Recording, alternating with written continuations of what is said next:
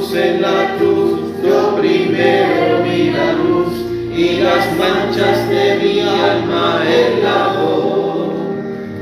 Fue allí por fe, yo vi a Jesús y siempre feliz con Él seré. Amén, qué lindo himno que exalta a Cristo, a la cruz del Señor, lo que hizo por nosotros. No es un cántico emocionalista, ¿cierto?, sensual como los cánticos evangélicos de hoy, sino que es un cántico cristocéntrico, bíblico. Así que qué lindo es el Señor. Tomen sus asientos, ya vamos a escuchar la palabra. En el calendario de lecturas bíblicas de la Iglesia Anglicana, hoy el calendario nos sugiere para este domingo que leamos el Evangelio de Juan capítulo 6. Y es muy linda esta lectura. Bueno, toda la lectura, toda la Biblia es linda. Juan capítulo 6, del versículo 1 en adelante. Juan capítulo 6, del 1 en adelante. Y lo leemos en el nombre del Padre, del Hijo y del Espíritu Santo. Amén. Dice así: después de esto, Jesús fue al otro lado del mar de Galilea, el de Tiberia, y le seguía gran multitud, porque veía las señales que hacía en los enfermos. Entonces subió Jesús a un monte y se sentó allí con los discípulos, y estaba cerca de la Pascua, la fiesta de los judíos. Cuando alzó Jesús los ojos y vio que había venido a él gran multitud, dijo a Felipe: ¿de dónde compraremos pan para que coman estos? Pero esto decía para probarle, porque él sabía lo que había de hacer. Felipe le respondió: 200 denarios de pan no bastarían para que cada uno de ellos tomase un poco. Uno de sus discípulos, Andrés, hermano de Simón Pedro, le dijo: aquí hay un muchacho que tiene 5 panes de cebada y 2 pececillos. Mas, ¿qué es esto para tantos? Entonces Jesús le dijo: haced recostar la gente. Y había mucha hierba en aquel lugar, y se recostaron como en número de 5,000 varones. Y tomó Jesús aquellos panes, y habiendo dado gracias, los repartió entre los discípulos, y los discípulos entre los que estaban recostados. Asimismo de los peces, cuanto querían. Y cuando se hubieran saciado, dijo a sus discípulos: recoged los pedazos que sobraron, para que no se pierda nada. Recogieron pues y llenaron 12 cestas de pedazos que de los 5 panes de cebada sobraron a los que habían comido.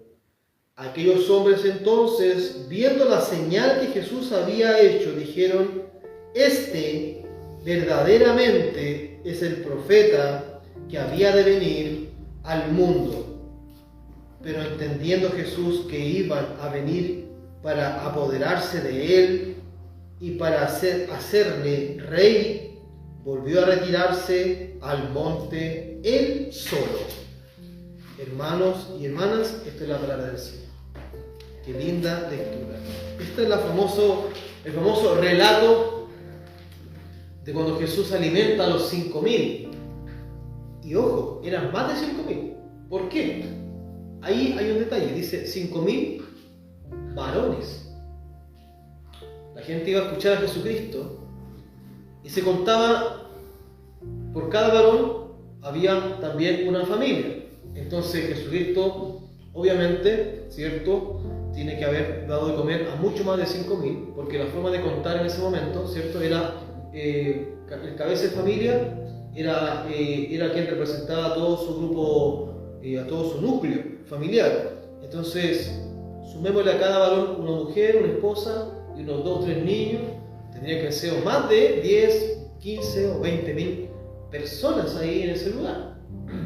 Y eso fue lo que justamente menciona acá el apóstol Juan en las primeras líneas. Dice que en el versículo 2 que la gente seguía a Jesucristo, una gran multitud de personas, porque veían las señales que hacía en los enfermos. Entonces, ¿por qué? Pregunta pedagógica, pregunta retórica, ¿cierto? ¿Por qué siguen a Jesús? Por las señales que Jesucristo hacía. No lo seguían a Él por ser Él, por Jesús, por lo que Él era, sino por lo que Él hacía, por ellos.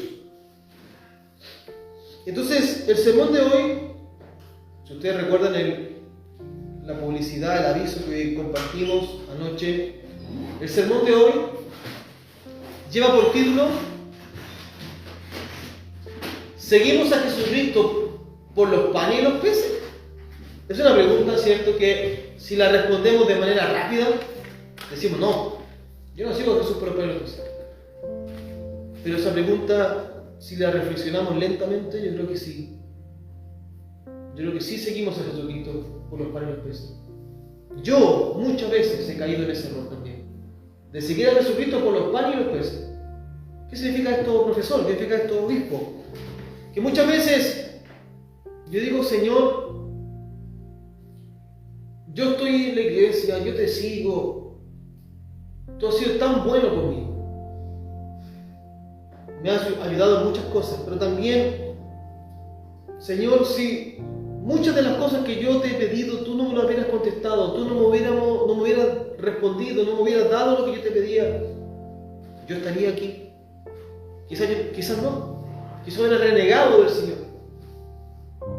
El Señor hizo tal cosa y no me gustó lo que Dios me dio, o lo que el Señor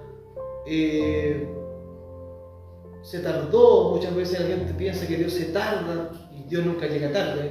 Dios todo lo hace en el tiempo perfecto.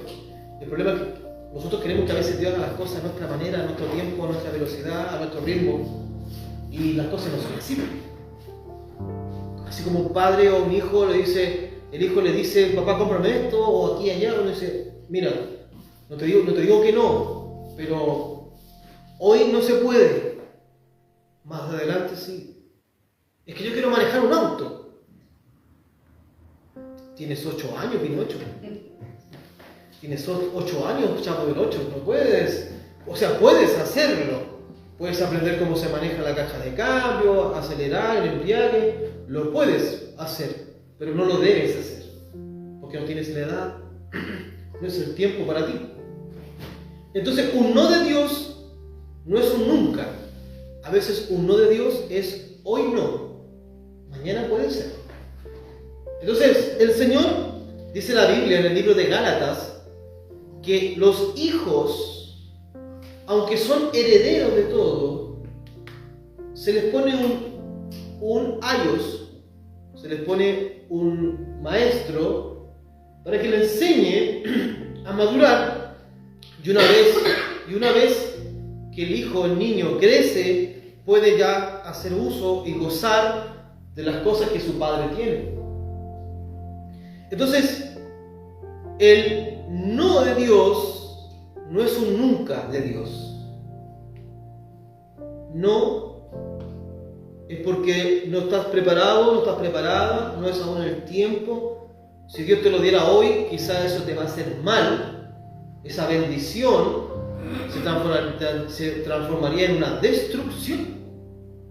Si yo a un niño de 6 años le paso en sus manos un maletín con millones y millones de dólares, en menos de un mes, me imagino, ese niño ya se gastó todo ese dinero en el McDonald's, en el KFC, comprándose PlayStation, comprándose ropa aquí, que el iPhone 40, cosas así. Porque es un niño. tampoco es culpa del niño, es que él tampoco sabe ver la vida de otra manera. Entonces, una bendición en una etapa, en un momento que no es el adecuado, esa bendición se puede transformar en una destrucción. Entonces, hay personas que buscan al Señor porque de Él pueden conseguir algo. Y pasa un tiempo, pasa una semana, pasa un mes, pasa un año, pasa 2 años y la gente dice, todavía estoy esperando en el Señor y aún eso Dios no me lo da, así que sé que me aburro y me voy. Me aburrí, no lo voy a seguir más, no voy más a servir al Señor, porque no me dio lo que yo quería. Como un niño o una niña, decimos en Chile, taimada, amurrado, ¿cierto? Malcriado, se enoja, no me da lo que yo quiero y me voy. Eso aconteció en los tiempos de Jesús también. El Señor alimentó a estos 5.000 varones y a sus familias, pero conectamos el relato de Juan con el relato de Mateo. Mateo también relata el hecho de la multiplicación de los panes y de los peces, pero Mateo otorga algunos detalles también bien interesantes, al igual que Juan, que cuando Jesús multiplica el pan y los peces, después Jesús le da un sermón. Eso es lo que se llama el sermón del monte. Cuando Jesús comienza, ¿cierto?, a decirle a la gente, bienaventurados los pacificadores, porque los pacificadores serán llamados hijos de Dios. Bienaventurados los que sufren, porque los que sufren serán consolados. El famoso sermón del monte, que muchos críticos, antropólogos, sociólogos modernos, consideran que el sermón del monte de Jesucristo es el discurso más bello en cuanto a la dignidad otorgada al ser humano como tal. Habla de las personas que sufren, habla del pobre, habla de la gente que por causa de Dios, de las cosas de Dios, sufrimos a veces. Discriminación, nos tratan de retrógrados, nos tratan de que somos anticuados, de dinosaurios. Oye, eso que creen que el matrimonio entre un hombre y una mujer, eso pasó de moda. Hoy día todos con todos, hombre con hombre, mujer con mujer, adultos con niños. En Canadá, por ejemplo, ya está aprobada la pedofilia con el consentimiento de el niño, entre comillas. Qué peligroso eso, qué ambiguo. O sea, el consentimiento de un niño casarse con un mayor de edad. Puede haber una extorsión, o sea, una manipulación sentimental, incluso económica, para que el niño diga que sí, la niña diga que sí. O sea, es tan perverso esa cláusula. También en algunos lugares se permite la zoofilia, tener relaciones sexuales con animales. Entonces, el ser cristiano hoy día es algo, para algunos somos los retrógrados, los pasados de moda. La Biblia dice que el cielo y la tierra pasarán, irán cambiando, pero su palabra no pasará. La verdad es de Dios, la norma bíblica, moral, ética es eterna, y como Dios nos creó, Él creó al hombre y a la mujer, Él sabe lo que para mí es bueno, Él sabe lo que para mi matrimonio es bueno, Él sabe lo que para mis hijos es bueno, y yo confío en Él. Y por lo tanto, aunque pasen los tiempos, pasen las modas, su palabra no cambia.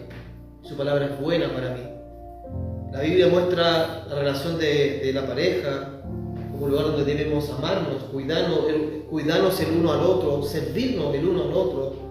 Y esa filosofía nunca se había hablado de esa manera de una relación del hombre y la mujer. El cristianismo es la primera filosofía en la historia de la humanidad que le da dignidad a la mujer. En el tiempo del Imperio Romano, en los tiempos de Jesucristo, cuando un varón tenía un matrimonio con una mujer, la mujer tenía el mismo estatus que un mueble, que un objeto, que una propiedad.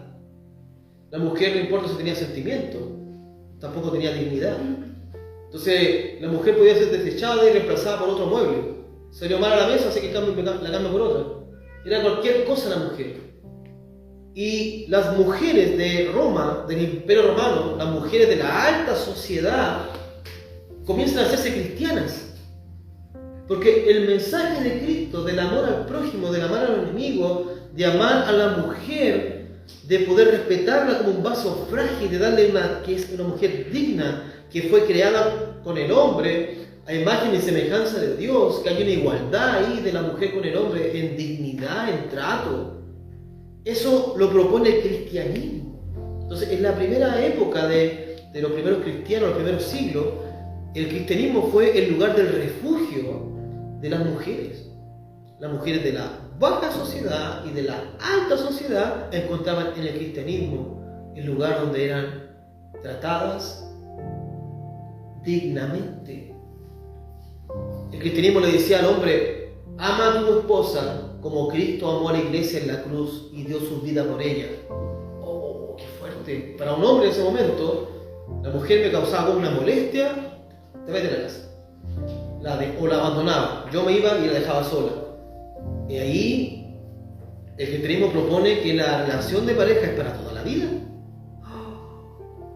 Entonces cierra la llave, le pone llave al tema de que esta cuestión no es que yo me cambio a cada rato de esposa a esposo. Es una cosa que es para toda la vida, que hay que aprender a amarse, a conocerse, soportarse, etc. Entonces, los primeros cristianos encuentran en el mensaje de Jesucristo la dignidad humana. Se recupera esa dignidad. Y el Sermón del Monte también habla de eso. Bienaventurados los pobres, bienaventurados los pacificadores, bienaventurados, ¿cierto?, los que son perseguidos por la causa de Dios.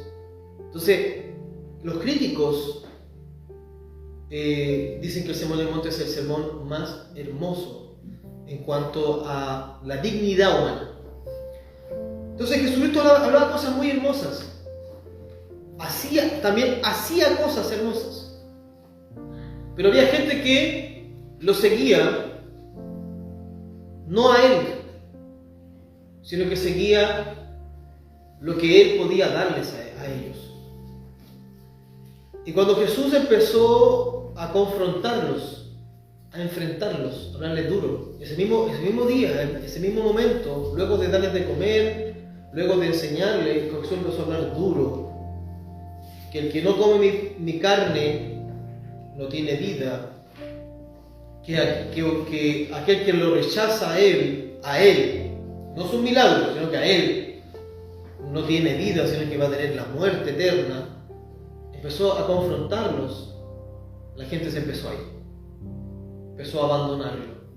Y ahí cuando se dice la famosa frase, cuando Jesús se da vuelta, mira a Pedro, mira para allá, mira a Pedro, y le dice: ¿Tú también me vas a abandonar, Pedro? Y Pedro lo mira y dice: Señor, ¿cómo te voy a abandonar, Señor? ¿A dónde vamos a ir? ¿A quién iremos si solamente tú tienes palabra de vida eterna, Señor? Esa hermosa frase, Pedro, brillante. La respuesta que le dio el Señor. Pedro a veces se mandaba unos, con dolo decimos acá en Chile, algunos errores, ¿cierto? Se mandaba hacía algunas cosas, pero también tenía sus salidas buenas, Pedro. Tenía sus buenas salidas. Cuando el Señor le pregunta a Pedro, ¿qué dice la gente? ¿Quién soy yo? El Señor dice a la gente que tú eres la reencarnación como de Jeremías, de Juan el Bautista, que tú eres un profeta. ¿Ya? Pero tú, Pedro, ¿quién soy yo para ti? Tú eres el Cristo, tú eres el Mesías, eres Dios, eres el Hijo de Dios. Y Jesús, ¿qué le dice a Pedro? Pedro, eso es. Y sobre esa piedra edificaré mi iglesia. No sobre el Pedro, sino que sobre esa verdad de que Cristo es el Hijo de Dios, es el Mesías, y ahí está el fundamento de la iglesia de Cristo. No es sobre Pedro que se edifica la iglesia. Jesús le dijo a Pedro: Pedro, tú eres Pedro, pero sobre esta piedra edificaré mi iglesia. Pedro en griego es Petro, que significa una piedra pequeña, una piedrita. Jesús dice: tú eres Pedro, pero sobre la roca, Petra,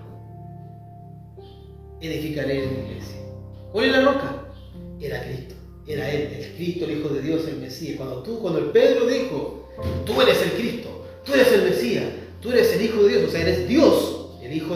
es Dios. El hijo de un león es un león. Tú eres el hijo de Dios. O sea, Dios puede tener un hijo. Entonces, Cristo, el único hijo de Dios engendrado del Padre, unigénito, único engendrado, ¿cierto? Nosotros somos hijos de Dios, sí, pero somos hijos adoptados. No tenemos los genes del Señor. Entonces, esa es la verdad, esa es la roca de la iglesia que se construye la iglesia. La verdad es que Cristo es el Mesías, que se había hablado en la Biblia durante miles de años. Vino el Mesías, el Hijo de Dios. Vino Dios a la tierra. Esa es la base de la iglesia de Cristo en general.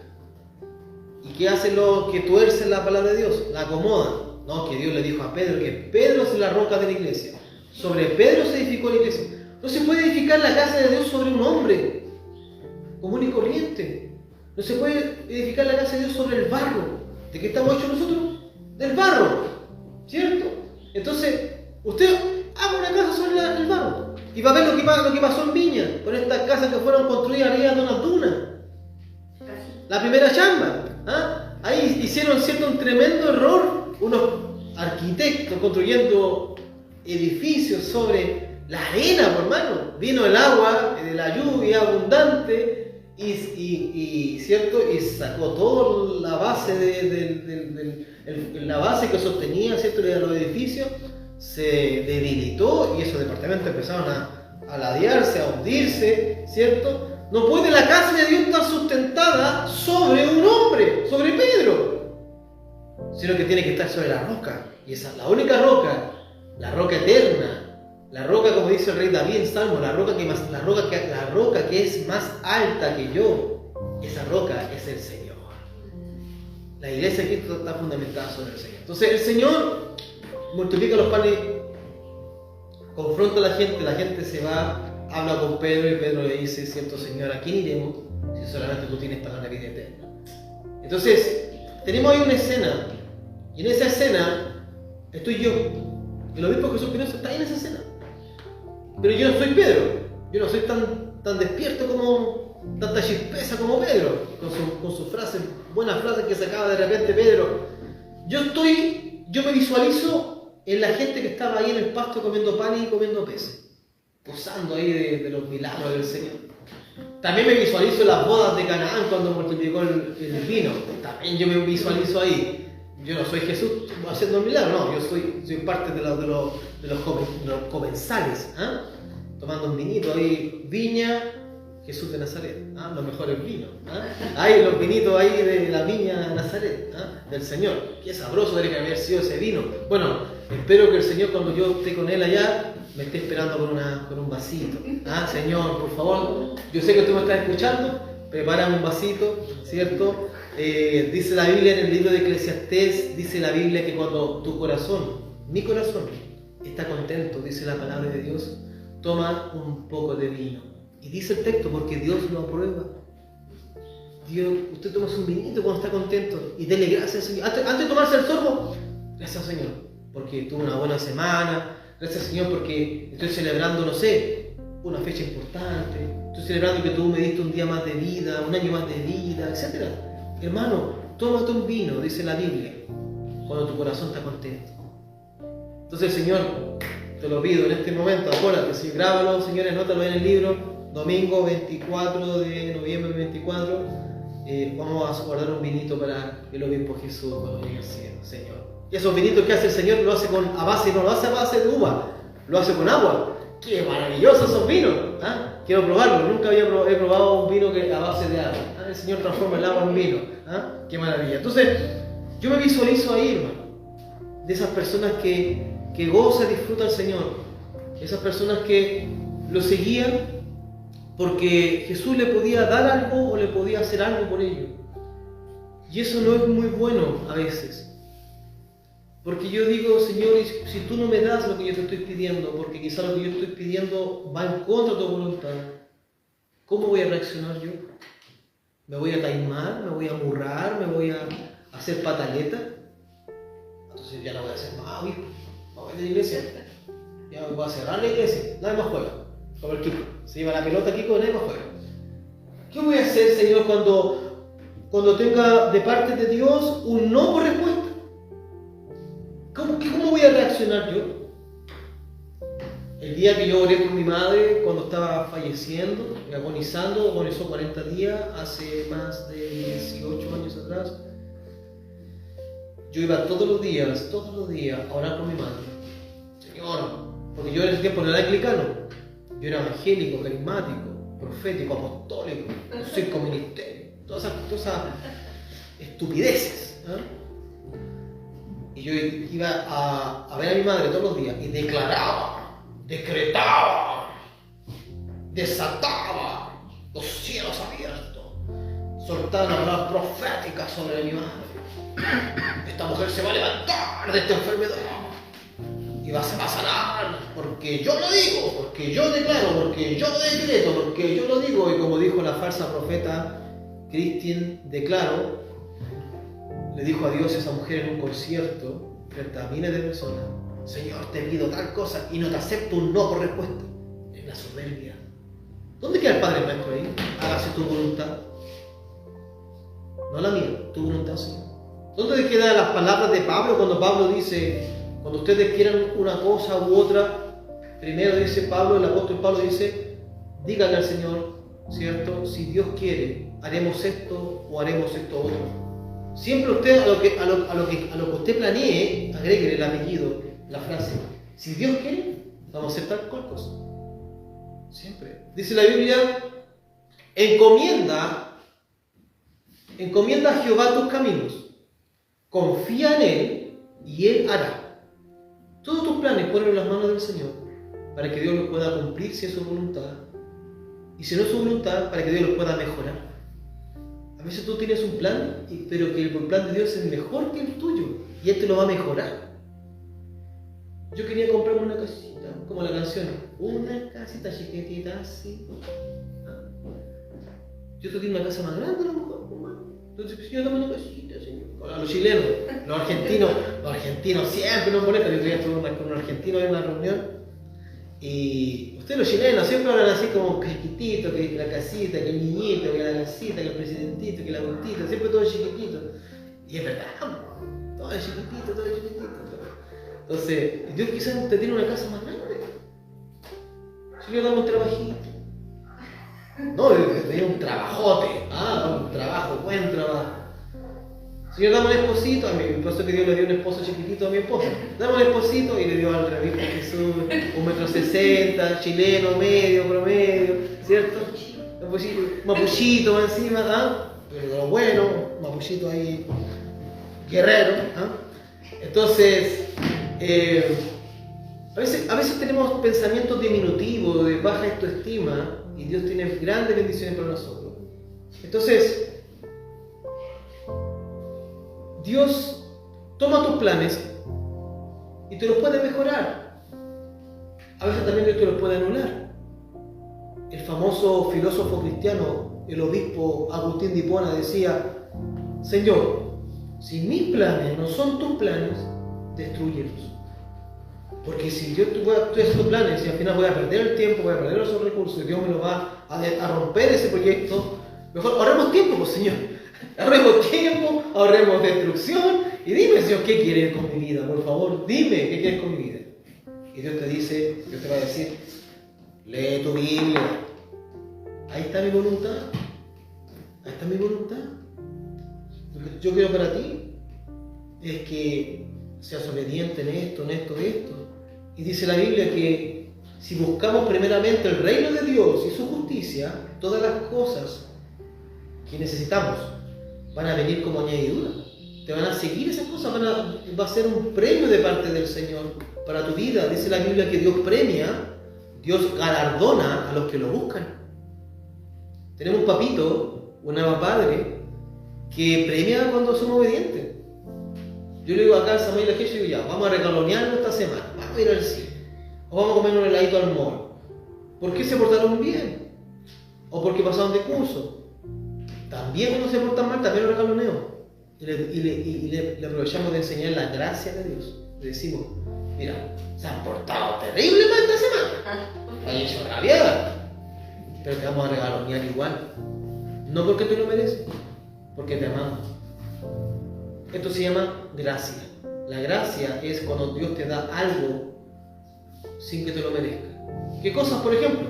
Dios nos salvó, murió en la cruz por nosotros. ¿Usted se merecía? ¿Yo me merecía que Jesucristo muriera en la cruz por mí? No. ¿Yo me merecía que Dios me diera una esposa tan linda, tan una ayudadora, todo? No.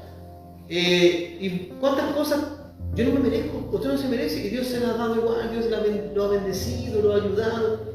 Entonces, a veces, nos va a tocar con nuestros hijos, con nuestros amigos, con personas, ayudarlos, bendecirlos, aunque no se lo merezcan. Eso se llama misericordia, eso se llama compasión, eso se llama gracia. Dar algo, entregar o hacer algo por alguien, aunque no se lo merezca. Y eso también tenemos que aplicarlo en el día a día. Entonces, ¿qué haré yo? ¿Qué hará usted cuando el Señor le diga no?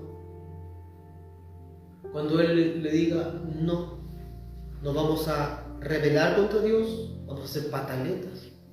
¿O vamos a pedir, Señor, entonces dame paciencia para esperar entonces tu voluntad? El Salmos dice, pacientemente esperé en Jehová. Y eso es lo que nos cuesta. Dios, dame paciencia. Y no es una pastilla. Ok, entonces te voy a ponerte en una circunstancia de impaciencia. Te voy a ponerte en un momento de tu vida de donde pases momentos caóticos.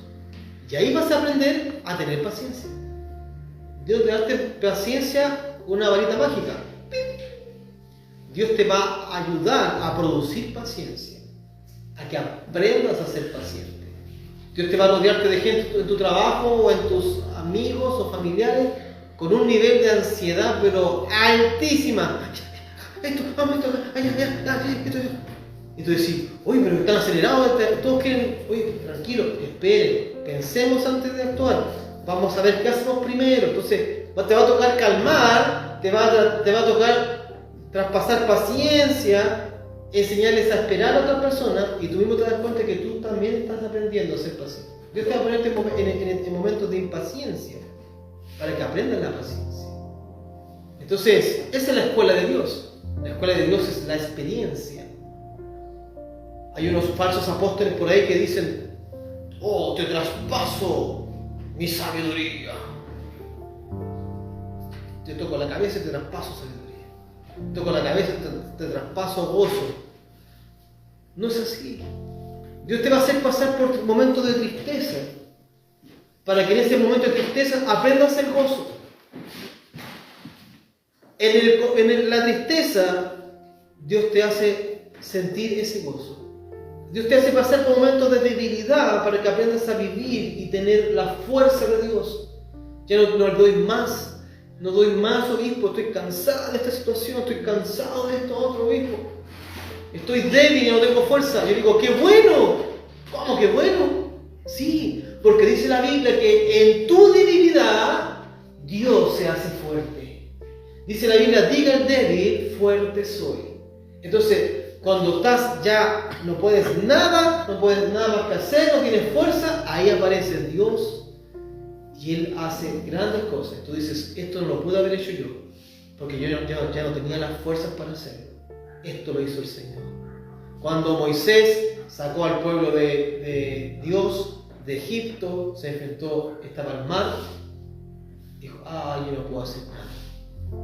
No puedo, ya no podemos, son tanta gente, eran miles de judíos, en un bote no caían, ya era muy tarde para llamar por teléfono a Noé, oye Noé, construye un arca por favor, necesito cruzar el mar, ya era muy tarde, venía Faraón con el ejército, siguiéndolos para matarlos, y cuando iban en el camino había un mar ahí atravesado, un río, ¿cierto? También. Y cuando Moisés ya no podía hacer nada, ahí es cuando Dios pudo hacerlo todo. Él pudo hacer lo que tú no puedes hacer, eso ya lo puede hacer Dios. Entonces ahí es el momento para que tú veas cómo Dios puede hacer grandes maravillas, cuando tú ya no puedes hacer nada. Es el mejor momento cuando tú veas actuar a Dios. Señor, ya me cansé con esta situación, te entrego a esta persona, te entrego este momento, te entrego la circunstancia, Señor, y ahora haz tú lo que tengas que hacer. Y créeme, Dios cuando mete la mano, cuando Dios se mete, se involucra en algo, es maravilloso. Maravilloso. Él hace milagros muchas veces, cuando Él quiere. Y también a veces Dios decide llevarse a una persona, porque es mejor.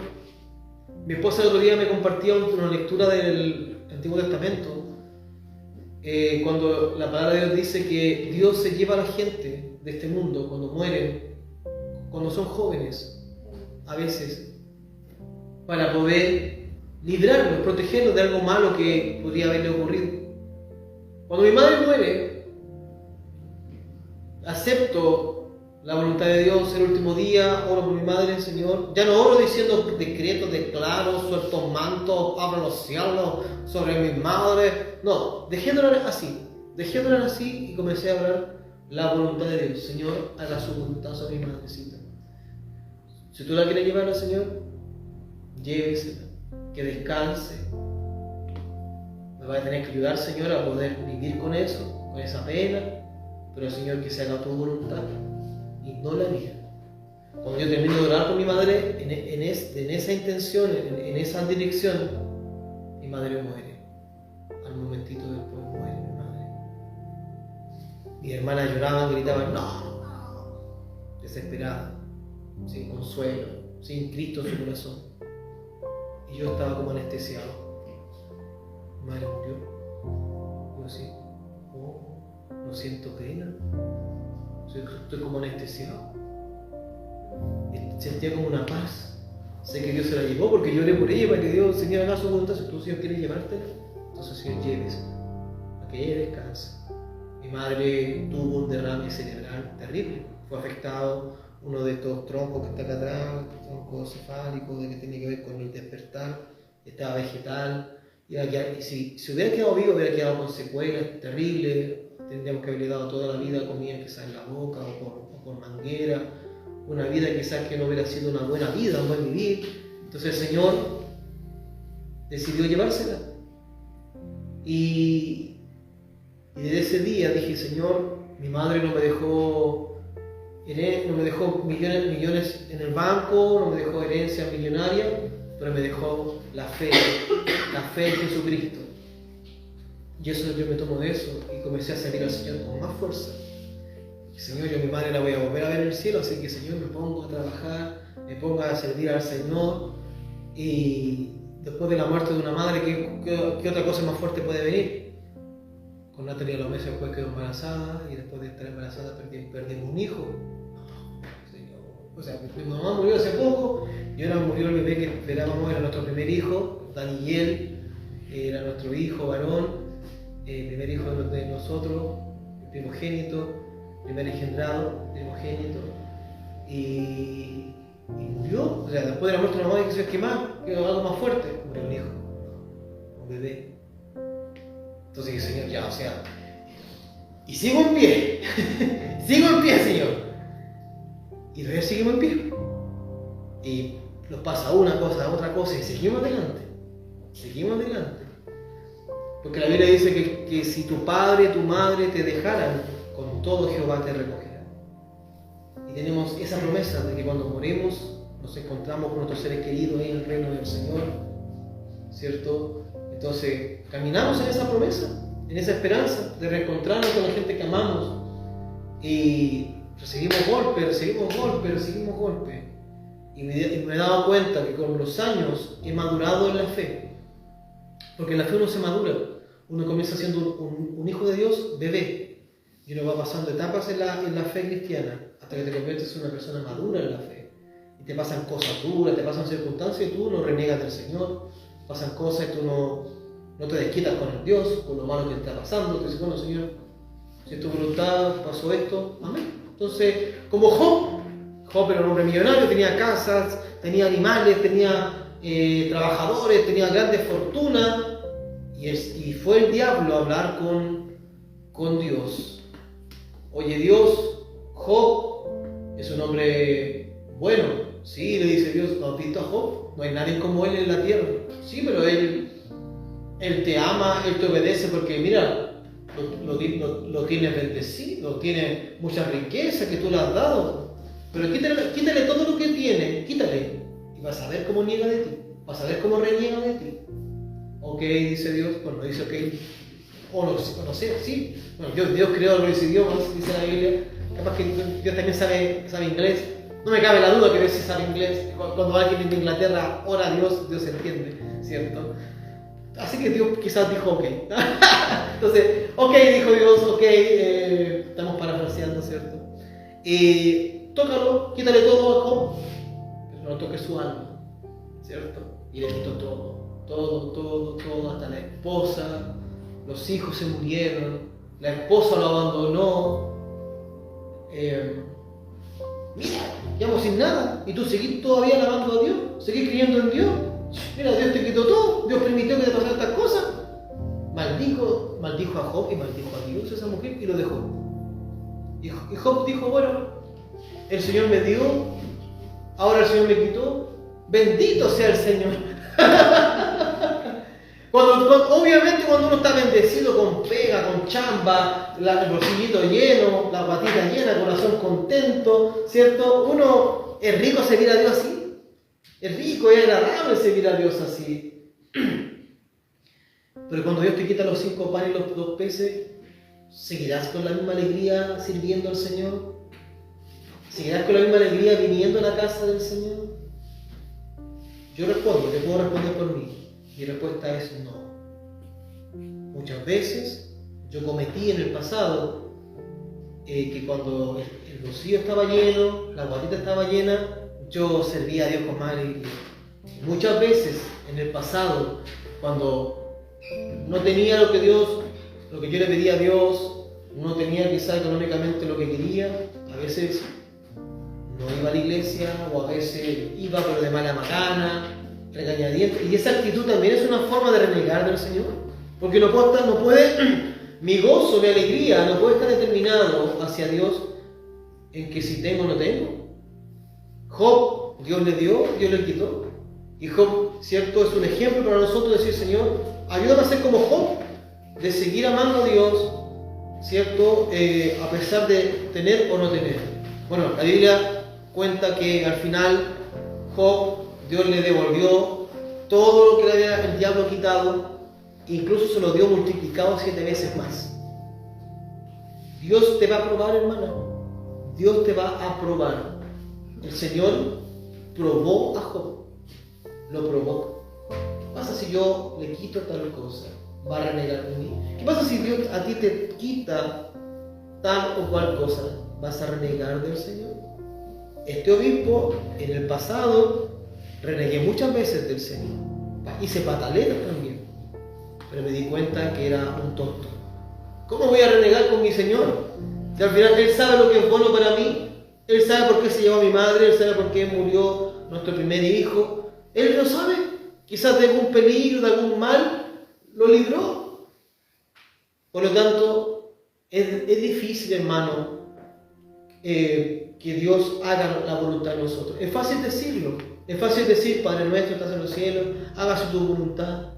Es fácil decirlo, pero es difícil, como diría Flanders, dificilillo, muy difícil vivirlo, hermano, eso en carne propia. La voluntad de Dios muchas veces es dura hacia nuestra vida y mucho más dura cuando uno es rebelde. Decían los viejos cristianos, tú vas a hacer la voluntad de Dios, te guste o no te guste, siempre la voluntad de Dios se va a sobreponer sobre nuestra voluntad, a la buena o a la mala. Dice la Biblia que Dios cumplirá su propósito en nosotros. Él lo va a cumplir sí o sí, a pesar de ti, a pesar de mí. Él lo va a cumplir. Entonces, decían los viejos cristianos, Dios te va a llamar a sus caminos con amor o con dolor. Pero que cuando Él te llame y Él te ponga el ojo encima, diría, este es el día que te voy a llamar, te va a traerte a la casa del Señor, a la buena o a la mala. Yo prefiero ahora, después de varios porrazos, de varios errores, prefiero, Señor, que de aquí para adelante, los años que me queden de vida, 15, 20, 30 años más de vida, 40 años más de vida que tengo, Señor, quiero empezar a hacer tu voluntad a la buena. Señor, ahorremos los problemas, Señor.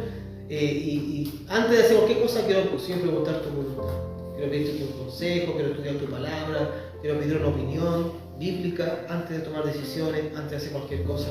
Quiero considerarte a ti, Señor, dentro de mis planes, dentro de mis proyectos. Quiero considerarte a ti, Señor. Porque fui rebelde en el pasado. Y hermanas y hermanos, les digo en carne propia, no es bueno ser rebelde con el Señor. No es bueno. Así que seamos obedientes y nos vamos a ahorrar un montón de problemas. Amén. Así que, ¿qué harías tú si Dios te quita los 5 panes y 2 peces? Buena pregunta de hoy. Hoy quizás podría decir si podría igual seguir adelante con el Señor. Igual podría caminar con el Señor, aunque Él no me dé panes, aunque Él no me dé peces, aunque Él no me dé milagros. Yo quiero seguir al Señor, porque lo quiero a Él, lo quiero a Él, lo quiero al Señor. Yo amo al Señor, a Él. No amo lo que Él me puede dar, lo amo a Él. La esposa va a estar con el esposo hasta que el esposo le pueda dar plata, ¿no? Y cuando el esposo no tenga trabajo, ¿ya no me sirve? No, la esposa dice, yo estoy con Él porque yo me casé con Él. Si tiene trabajo, bueno, vamos a salir adelante igual, vamos a ir a Super 8 en la micro, vamos a vender helado, aunque sea, vamos a conseguir, vamos a arreglarnos igual pagar las cuentas. Pero yo me casé por Él, yo me casé con ella, no por lo que ella me puede dar, yo me casé porque yo a ella la amo, a Él lo amo por lo que Él es, por lo que ella es. Asimismo también en nuestra relación con Dios, yo estoy con Él, con mi Señor, porque Él es mi Dios, Él es mi Dios, Él es mi Padre. Él es mi ayudador, Él es mi amigo. Jesús es mi amigo, como dice Marcela siempre. Jesús del cielo primero que todo, es mi amigo, ¿cierto? Y bueno, no es mi cajero automático, no tengo a Dios para poder pedirle cosas. Obviamente que podemos pedirle a Él todo lo que necesitamos, pero si Él no me da las cosas cuando yo quiero, en el tiempo que yo quiero, pues voy a amar igual al Señor, voy a seguirlo igual. Porque yo a Él lo quiero, a Él. Y lo que necesito de Él es secundario. Va a ser a su tiempo, va a ser a su manera, va a ser en su momento. Pero yo a Él lo amo, a mi Señor, a mi Salvador. Porque Él murió en la cruz por mí. Porque Él me eligió, siendo yo un desgraciado. Él me eligió. Y me tiene aquí en la iglesia del Señor. Y, oye, ¿la iglesia también es hipócrita? Sí, hermano. Y queda un puesto más para otro hipócrita más, así que ven el domingo. Somos todos aquí imperfectos, pecadores, aquí en la iglesia, gente que luchamos internamente con fantasmas, con demonios internos, con traumas, hermano. Y tenemos otro puesto más de que, hermano, que está viéndome en internet, venga, eso está lleno de gente pecadores. Sí, hay un puesto más. La iglesia es un hospital, y aunque hay una cama para otros hospitalizados más. Venimos a la iglesia porque en este hospital, que es la iglesia, sabemos que está la medicina que me va a ayudar. Esa medicina es su palabra. Dice la Biblia que su palabra es medicina, es nuestra medicina. Yo vengo el domingo a buscar mi medicina, vengo a buscar mi vitamina. Escucho la palabra y salgo más fortalecido para enfrentar la semana. Dice la Biblia que la fe viene por el oír y el oír palabra de Dios. Si usted viene a la iglesia a escuchar la palabra, ustedes su fe aumenta. Tranquila, mi amor, yo sé que vamos a salir de esta. Tengo fe. La fe, hermano, aumenta cuando usted escucha la palabra de Dios. La fe viene por el oír y el oír palabra de Dios. Jesucristo dijo, y con esto termino, no solamente de pan vive el hombre, sino que de toda palabra que sale de la boca de Dios. Usted necesita comer palabra de Dios. Por eso viene el domingo a la iglesia. Por eso Dios lo trae cada domingo a la casa, Señor, porque Él sabe lo que usted necesita. Usted necesita, yo necesito su palabra, su consejo, las fuerzas que vienen de Él. Les vengo a buscar aquí, les vengo a buscar a la casa del Señor. Amén. Oremos. Padre bueno, Señor poderoso, gracias te damos esta mañana por tu palabra, Señor. Tu palabra que es medicina a nuestra vida. Tu palabra que es lámpara a nuestros pies y lumbrera a nuestro camino. Tu palabra que es también, dice tu palabra, es una antorcha que alumbra el lugar oscuro. ¿Cuántos momentos oscuros hemos tenido esta semana? ¿Cuántos momentos oscuros hemos tenido en la vida? Y ha sido tu palabra, un consejo de tu palabra, Señor, que nos vuelve la fe, nos devuelve la esperanza de seguir adelante en esta vida. Gracias, Señor, por ser nuestra esperanza. Gracias por ser nuestra fe. Gracias por ser tú, Señor, la luz que alumbró nuestra vida cuando nuestra vida estaba en tinieblas, cuando estaba en oscuridad, cuando estábamos en el pozo de la desesperación, en el lodo cenagoso, en los valles de sombra y de muerte. Ahí tu Señor, apareció tu luz y alumbraste mi vida, alumbraste mi mente. ¡Wow! Ahora puedo ver desde otra perspectiva. Puedo ver la vida no se acaba cuando muere una madre, la vida no se acaba cuando muere un hijo, la vida sigue. Con Dios en el corazón, la vida puede seguir adelante. Te amo, Señor. Te amo, Padre. Te amo, Padre nuestro. Te amo, Abba, Padre. Gracias, Señor. Ayúdanos a amarte más y amarte a ti, no amar las cosas que tú nos das. Es obvio que tú te preocupas por nosotros, nos quieres bendecir, quieres darnos trabajo, quieres ayudarnos, Señor, en nuestra enfermedad. Eso sí, eso es consecuencia, eso es algo secundario. Pero lo más importante es que te tenemos a ti. Y si te tenemos a ti, lo tenemos todos. Lo tenemos todo, estamos completos, porque tenemos al Señor. Gracias, Señor, por tu palabra en esta mañana. En el nombre de Jesús, amén y amén. Vamos a cantar al Señor el himno El Monte Calvario. Vamos a recoger las ofrendas esta mañana. Que Dios bendiga la hora alegre.